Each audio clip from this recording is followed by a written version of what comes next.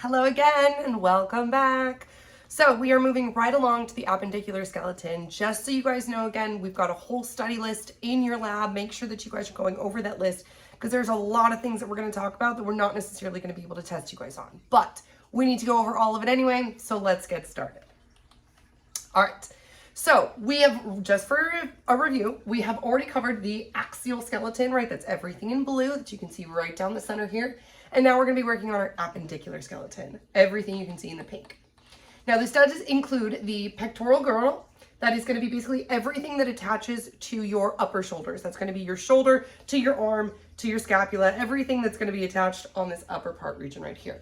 The pelvic girdle, that's going to be this one right here where it attaches to your lower trunk.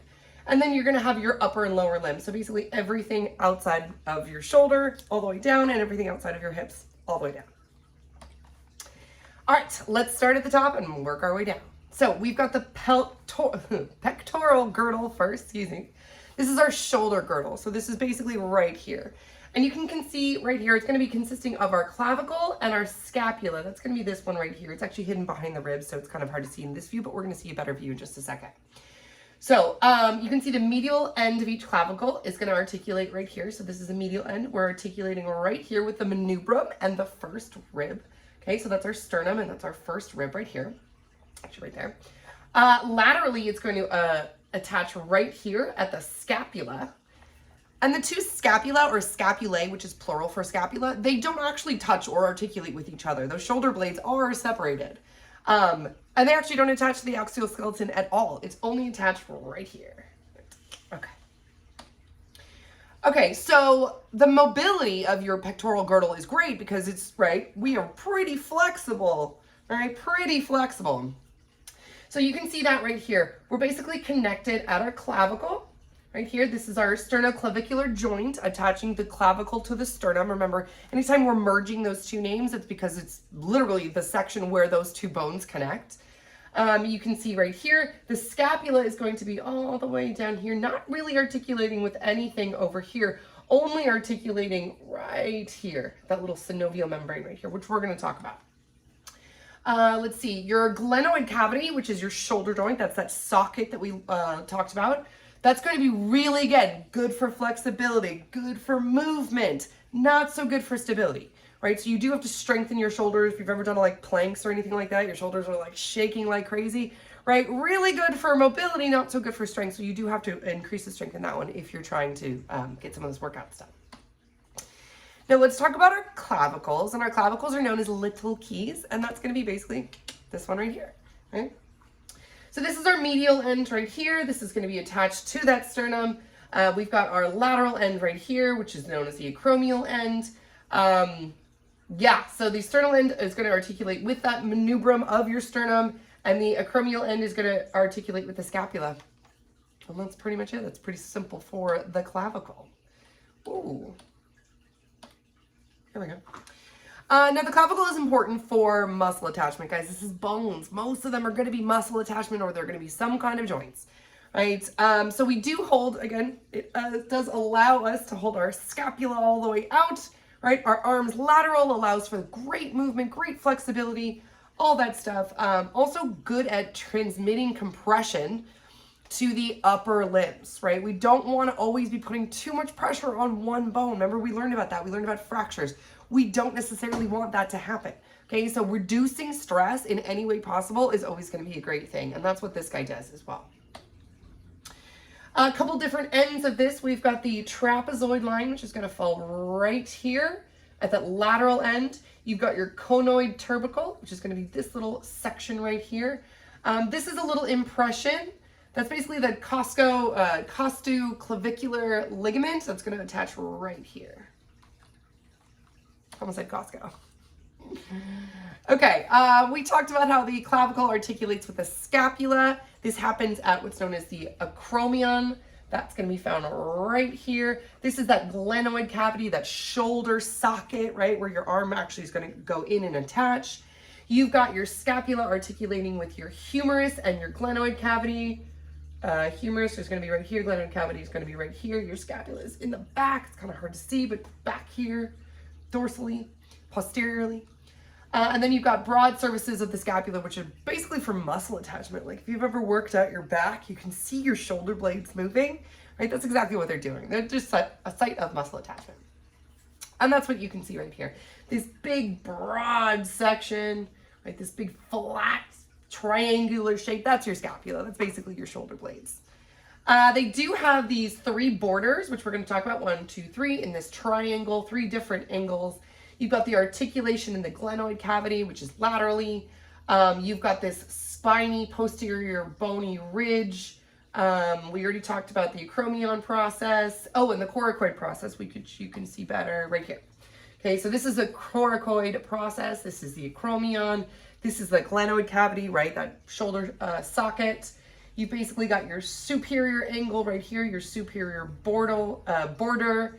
You've got your medial border is going to be this big flat outer part, your inferior angle, your lateral border, and then this is going to be your subscapular fossa, which is like that little indentation, that little depression right there.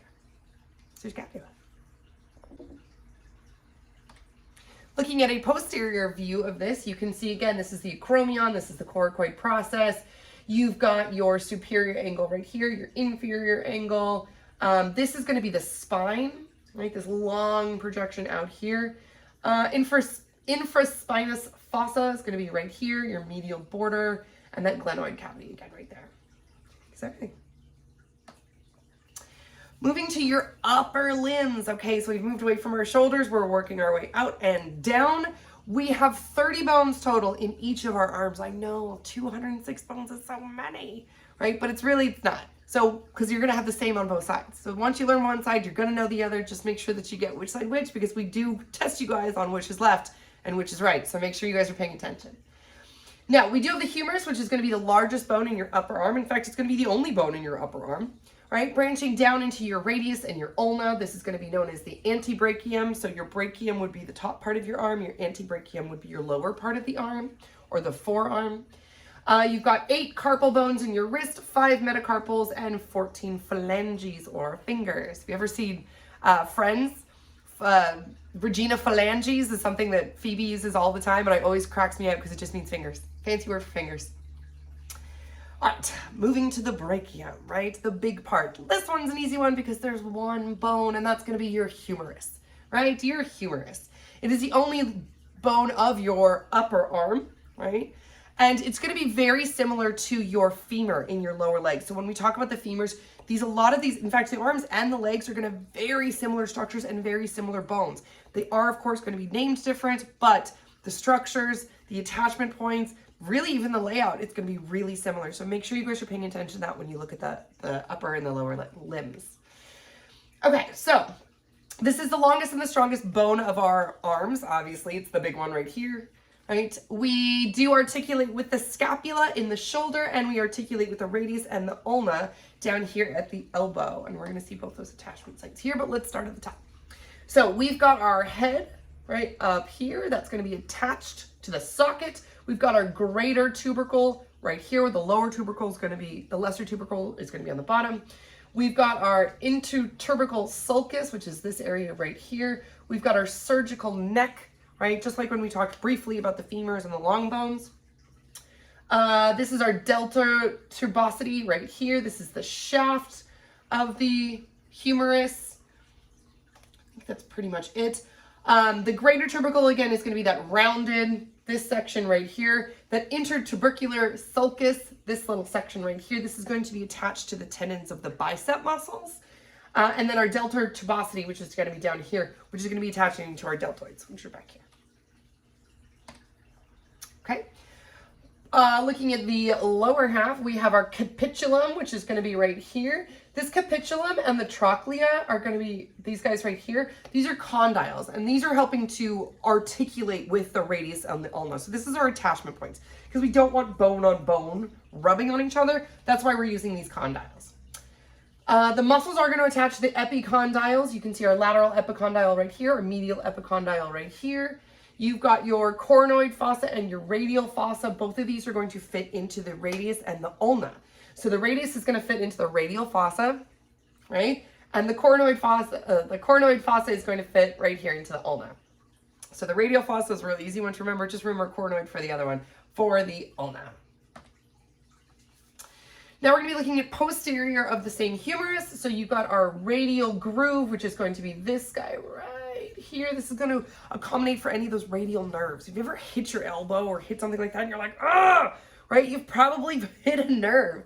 And that's why you do want some kind of protection. You do want them on their own, almost like own little nook, almost a little groove, to kind of keep them out of the way. You don't really want to hit them because that's when your eyes go, right? And that's when it really hurts.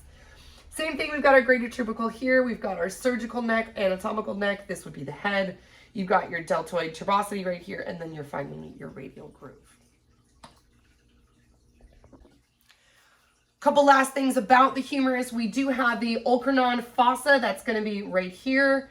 That's going to be this little indentation right here. That's basically going to fit the ulna. So the olecranon of the ulna is going to fit perfectly into this little olecranon fossa right here.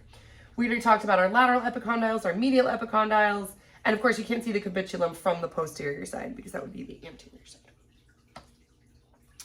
All right, let's get into the forearms.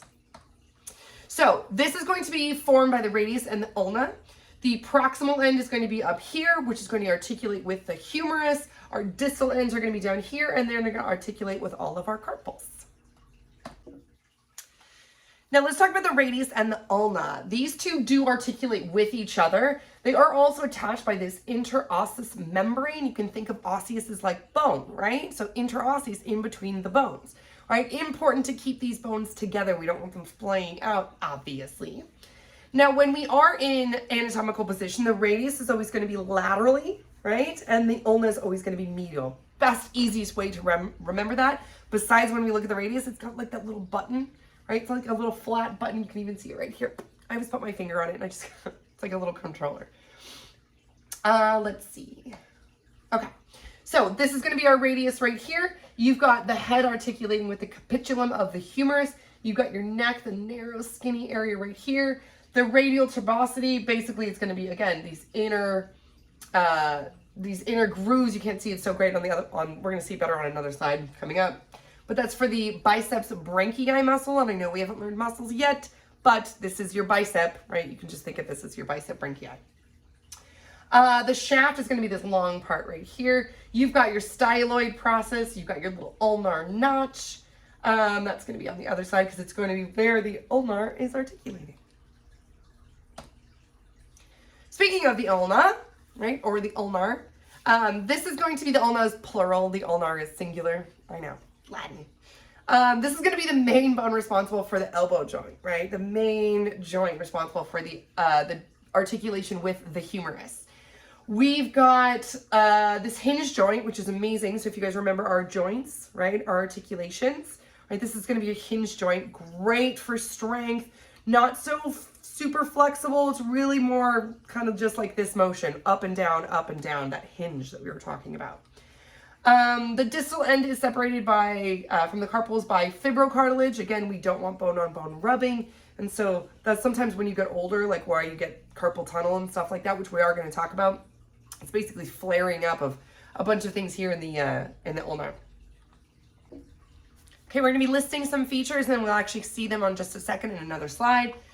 So we do have the trochlear notch. This is again for the trochlea of the humerus where that's going to articulate.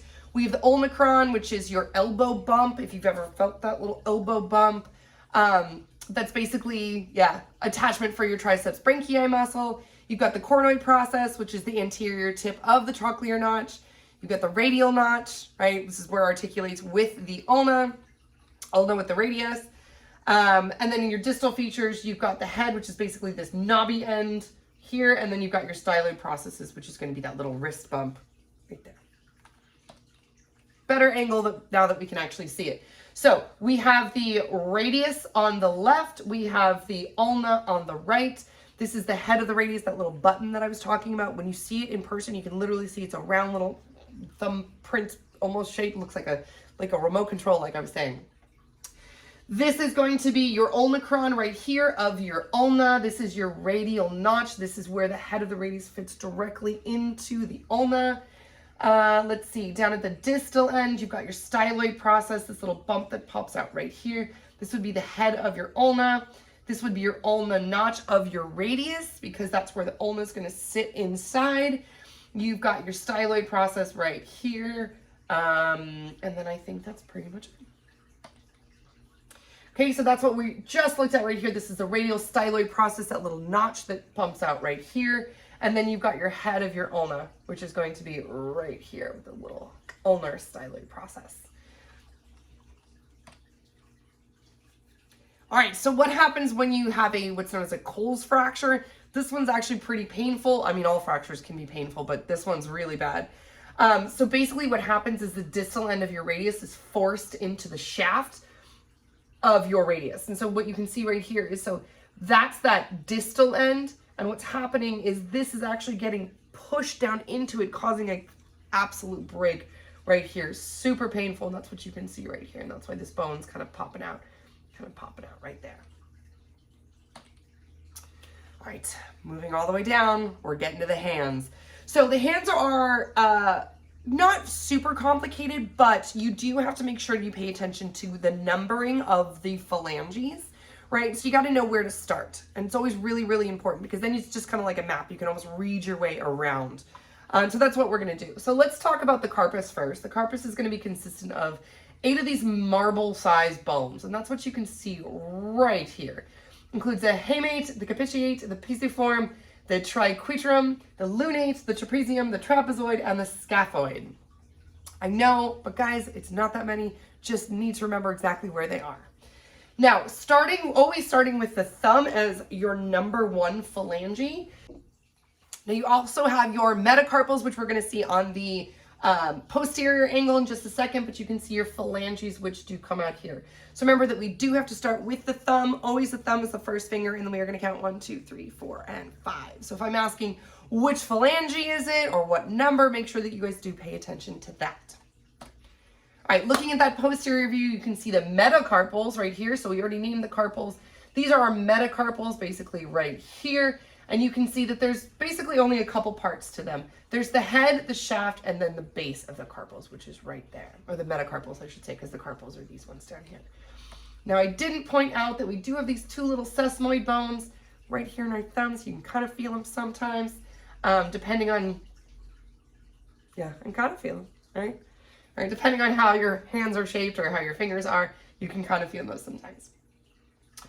Speaking of the phalanges, which we didn't get to, but this is going to be, again, so your carpals are down here, your metacarpals are here, and these are going to be your phalanges, which include the distal part, the middle part, and the proximal phalange. So if I were to ask you what this bone would be, you would say it is the middle phalange of the 3rd finger. Okay, we talked about carpal tunnel just a little bit. Well, we said we were going to talk about it. So basically what happens is if you're on a computer job and that's all you do, or you play video games all the time, you're basically overworking the muscles and the tendons in your hands. And so what that's going to cause is it's going to cause a lot of stress. And those tendons are going to start to swell, and it's going to start putting pressure on your muscles and your medial nerve. And that's really not the good. That's what really starts to hurt when you're like, oh, I can't even, my carpal tunnel's acting up. So 1, it's always very important to stretch. 2, it's very important to always stay hydrated, because water is just miracle for our bodies. But 3, also repetitive action is super bad for you. So it's always important, if you do have any kind of job with repetitive action, that you get up, you stretch, you take breaks, you stretch out your fingers, your hands, however you need to, because this will really start to hurt. And so basically what you can see right here is you've got all of these nerves and tendons right here in black, and they're swelling. So they're swelling, and that's going to put a lot of pressure on the nerves that are inside that hand, and that's what causes that pain. All right, let's get to the pelvic girdle. So it should not be a huge shock to you guys that just like your shoulder girdle, right, your pectoral girdle, your pelvic girdle is going to be your site of attachment to your axial skeleton. And that's really super important, because not only does it take the pressure off of our spine, which we already talked about, right, but it's the attachment point, for the support point, I should say, for all of our visceral organs, right? We're keeping everything nice and intact in here, and therefore, if we do want to make sure that we can move around, we do have to do it with these strong ligaments attached to our pelvic girdles, right? That's going to give us that motion of our legs, which is so important. Now we're going to look at a lot of different parts of this, but we're going to just start talking about a couple of them. We have the acetabulum, which is going to be this little guy right here. This is that deep cup that's going to hold that head of the femur. So just like in our pectoral girdle, we have the same thing, that glenoid cavity here. We're going to have the acetabulum here, and that's basically going to give us good motion, not great motion. Again, it's that ball and socket joint, but not as flexible as, say, our shoulder would be. But a lot stronger, because that's really where the bulk of our weight is going, is right here. Okay, so the coxal bone or the os coxae, either one is totally acceptable, does comprise of 3 different fused bones. So you've got the ilium, which is this top one right here.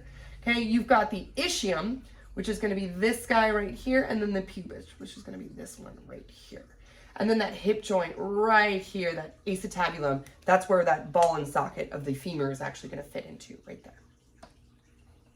So the ilium, this is going to be the large flaring bone right here. This is the superior region of the coxal bone. A site for a lot of muscle attachment, guys. We have so many muscles in our legs, and again, it's because our major source of movement is our legs, right? We're not really crawling around on our hands anymore. And that's why we have to have so many different muscles attached, and we're going to learn all about that when we learn about muscles. Let's see, we also do the articulation with the sacrum, known as the sacroiliac joint. That's basically going to be, yeah, we're actually going to see it on the next slide.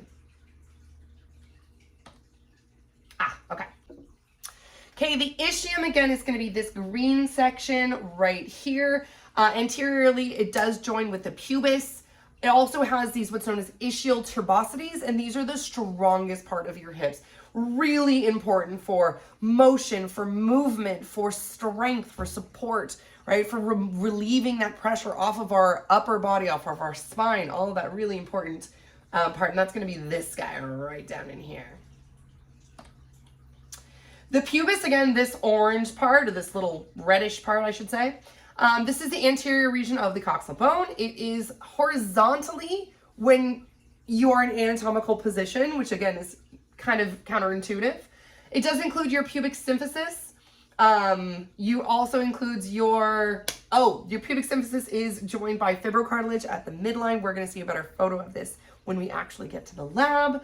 And it also includes this pubic arch, which is going to be right in here, which is inferior to the pubic symphysis, obviously. Oh, this is actually a really good indicator of another one of those forensic science, the things that we were talking about, males and females, right? These are going to be shaped slightly different. Now, I want to ask you guys, why do you think our pubic bones would be shaped slightly different between males and females? Yeah, it's because women have babies, right? Men are not having babies. So literally our hips have to be wider than men so that we can allow for that, our babies to come out of our pelvic cavities, actually. All right, so looking at the entire thing right here, we've got our sacrum, which is going to be coming down here. We've got our head of the femur, which is going to be attached right here. This is that neck of the femur. We've got our pelvic inlet. This shape right here is what really is going to be that indicator of male versus female. And we're going to see that better in just a second. Ooh, there we go. We've got our pubic tubercle. That's going to be this one right here. This is our pubic symphysis, that opening right here, right? You're going to have our lesser trochanter. Our basically, I think that's everything. No, I think that's everything we covered. Okay. So looking at the difference between a male and a female, you can see that the female, the sacrum is going to be wider. It's going to be shorter. That little sacral curvature is going to be extenuated. Your coccyx is going to be much more mobile in females. It's going to be less curved. It's going to be more curved in females, less curved in males. Also less movable in males. You're going to have a lot narrower of a sacrum here. Yeah, and you can see just the difference, the size difference here, and just the shape as well, right? Much less curved here, more curved here, a lot thinner. Looking at the pelvic inlet, so essentially we've got a nice big oval side right here. This kind of looks more like a heart. It is an upside down heart, but you can see the kind of the heart shaped. A lot narrower, and again, a lot wider, and that's really because you can imagine what's coming out of here. All right, let's keep moving from our hips all the way down. Now we do have 30 bones per legs. Again, once you know one side, you know the other. Just make sure you know the difference between the left and the right. We do start in the upper leg or the thigh region. This is known as the femoral region because your femoral artery is going to be right there. This is your femur, right? Your biggest bone in your entire body, your femur, the big strong one that you look like you can club someone over the head with. Moving down, we have the patella. This is a little bone that sits right at our kneecap.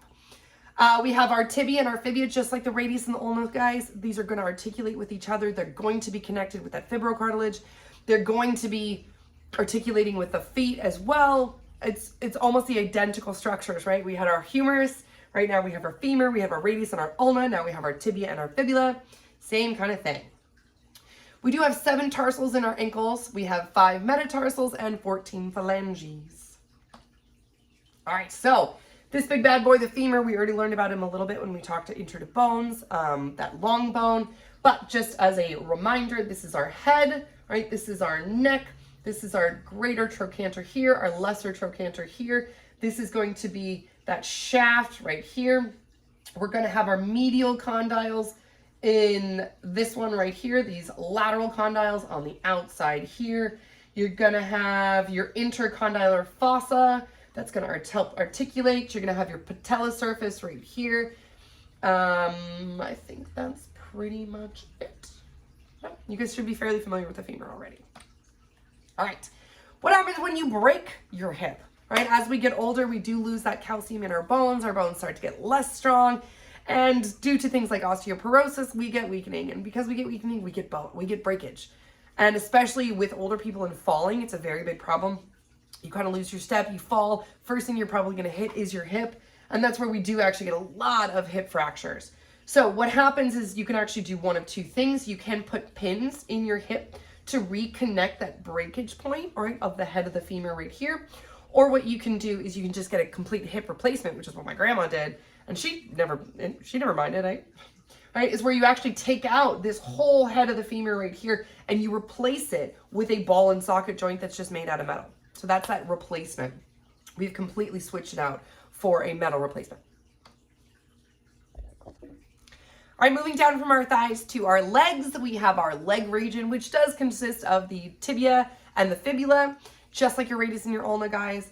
We are going to have these 2 bones articulating with the knee and the ankle, right, and the patella. We do have that interosseous membrane, which does connect the tibia and the fibula. Sorry, I did say fibrocartilage earlier. That's around the knee, right? The interosseous membrane, interosseous, in between the bones. Right, it does connect that fibula and the tibia, which you can see right here. So we've got the fibula here, we've got the tibia is the larger one. This is the anterior view, so we are in anatomical position right now. You can see the head of the fibula right here. This is going to be that medial condyle. The tibial turbosity is right here. You've got your interosseous membrane right here. You've got that medial malleus. You've got your inferior tibiofibular joint, right? That's where the 2 are going to articulate. You got your lateral malleus right here. Your intercondyle eminence is going to be right here. You can almost think of your eminence. It's like almost kind of like your highness, your royalness, like, right? That's going to be the top part right there. Hence eminence. Moving on to the foot. The foot is composed of the tarsals, the metatarsals, and the phalanges, your little toes, right? This is obviously, you guys know what your feet do. They help us get around. They help support our body, but they're really great at articulating because of the uneven surfaces that we evolved with. Our foot being segmented allows for really great flexibility, really great motion, and really great, like I said, flexibility, because we need that when our ground is going to be so uneven and so unnatural. I mean, we're talking before shoes, obviously, but even with shoes, if you've ever seen those like barefoot runners, they wear the shoes with the little toes, the little toe fingers, and that's because our feet are naturally meant to spread our toes out, to flex and move, and to be able to adjust to whatever surfaces we're on. That's why those people love it so much. I can't do it because it feels so weird with my toes in those little running shoes. But people love them. So if you want to give them a try, give them a try. All right, so we do have a couple of big bones that we got to talk about. This is the calcaneus bone. the largest of the bones, that's your heel right here. You have your talus, that's going to be the top of your foot right here. This is where your tibia and your fibula are coming down. You have the navicular, the cuneiforms. You've got your metatarsals down here. You've got your phalanges down here. Your cuboid, cube shape, this one right here. Of your cuneus, you do have your medial, your intermediate, and your lateral. Medial, middle, intermediate, in between, lateral on the outside. So you're kind of counting medial, intermediate, lateral on your way out for the cuneiforms. That's it. Okay. Moving to the metatarsals. Again, these guys are going to be right here. This is the metatarsal phalangeal joints, right, where the metatarsals and the phalanges mix up. They are consistent of 5 of these small bones, just like in our hand, guys. It's almost the exact same thing. We do number them 1 through 5, starting with our biggest one. That's going to be our toe, right? Just like our thumb was the biggest one. That's going to be number 1. Our big toe is going to be number 1, 2, 3, 4, and 5. With our little toe. The first metatarsal, the big toe, is actually hugely supportive of your weight. And this is kind of messed up. If you have to lose a toe, you probably want to lose your little toe. You don't want to use your big toe because your big toe is a lot of your structure, right? That's going to be kind of a big one, literally. Big toe. All right, the 14 phalanges of the toes are, again, almost identical to the ones of the phalanges, except they're not going to be as nimble. One, they're not going to be as small and as thin. If you look at your, you look at your hands, you look at your toes, you're like, oh, okay, well, they're about the same. But they're really not. They are going to be much smaller than your hands, obviously, much smaller than your hands, because otherwise, can you imagine having toes this big and this long? Crazy. Obviously less nimble because we don't pick up things with our feet anymore. Actually, some people still can. I kind of can. You can kind of grab it with your little toes, right? But that's because we're not picking things up with our feet anymore. We're literally just walking on them. So it's really for more of motion and support. Each toe, just like the phalange, is going to have a proximal, a middle, and a distal. Except the great toe is only going to have 2. They're only going to have the proximal and the distal. They actually don't have that middle. Guys, that's it. That was bones. I know I kind of breezed through that a little bit quickly, and that's because there's so much to look at in the lab. Looking at it here in the slideshow is great, but it's really important to get your hands on these bones. So make sure that you guys are looking at the study guides. You can watch the video again. I also did provide a really nice detailed PowerPoint video of just all breakdown of all of the bones in our body, all of the points, all of the projections, all of everything. So that is going to be up on the Canvas site. So make sure if you guys want that, it's basically going to be this slideshow without me talking. It's just going to be pictures of these bones. So really, really great study guide if you guys need that. Anyway, thank you so much. I will see you guys in lab. Make sure to study because there's a lot of bones. There's a lot of bones. So make sure that you guys review your study guide and your bones list. And otherwise, I will see you for muscles. Guys, we're getting to muscles now. It's so exciting. All right. Thank you guys. Have a wonderful class. And again, email me if you guys have any questions.